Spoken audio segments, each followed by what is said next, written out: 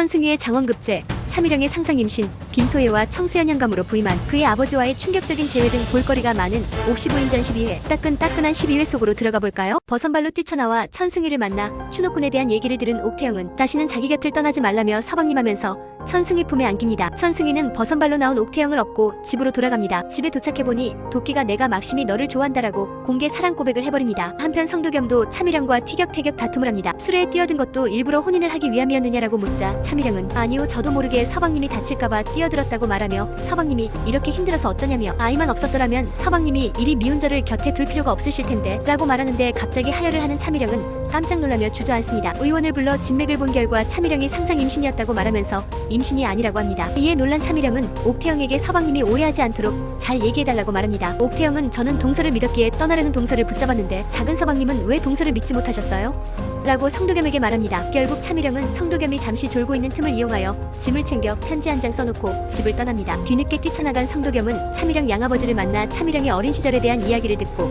동네 사람들로부터 차미령이 기방에 간 것을 듣게 됩니다. 곧바로 기방에 들어가 손님들이 추근대는 장면을 목격하고 내가 이 여인의 서방이라며 차미령의 손을 잡고 밖으로 나와 하는 말 내가 부인을 좋아하니까요. 누구의 딸이건 무슨 짓을 했건 내가 부인을 사랑하니까요 라고 늦은 사랑 고백을 하면서 차미령을 끌어안습니다. 드디어 도겸은 한양 홍문관으로 발령이나 차미령과 함께 청수연을 떠나게 됩니다. 가족들과 작별 인사를 하고 한양으로 떠나려는 성도겸과 차미령. 그런데 저 뒤로 갓을 쓴 의문의 남자가 보입니다. 누굴까요? 한편 이제 옥태영은 서방님의 과거급제를 위해 고군분투를 합니다. 드디어 과거 시험 보는 날 성윤겸은 모든 식솔들이 외치는 장원급제 소리를 들으며 시험장에 들어섭니다. 어려운 시제가 등장했지만 성윤겸은 자신있게 시제에 대한 답을 써내려갔고 기어이 장원급제를 해냅니다. 온 집안 식솔들이 좋아서 잔치를 벌였고 그 자리에서 성윤겸은 장원급제를 하였으니 내 소원을 들어주라고 하면서 과거 때문에 미루고 미뤘던 초야 라고 말하자 옥태영이 얼굴이 상기되면서 첫날 밤 말씀이십니까?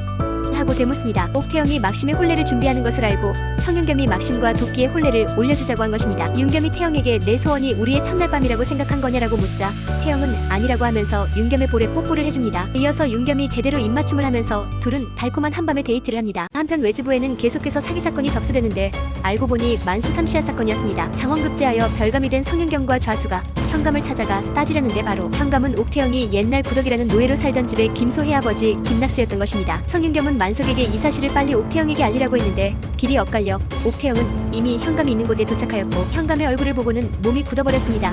간신히 몸을 추스려 돌아서서 나오는데 마침 김소혜가 지나치는 듯 하더니 잠깐만 하는 것입니다. 그러더니 너 구덕이 아니니? 정말 반갑다 구덕아 이라는 것입니다. 태영은 김소혜를 보더니 몸이 굳었고 아무 말도 할 수 없었습니다. 과연 우리의 옥태영은 이 위기를 어떻게 헤쳐나갈 것인지 다음 회가 무척 궁금해지는군요. 구독, 좋아요 눌러서 많이 응원해주세요.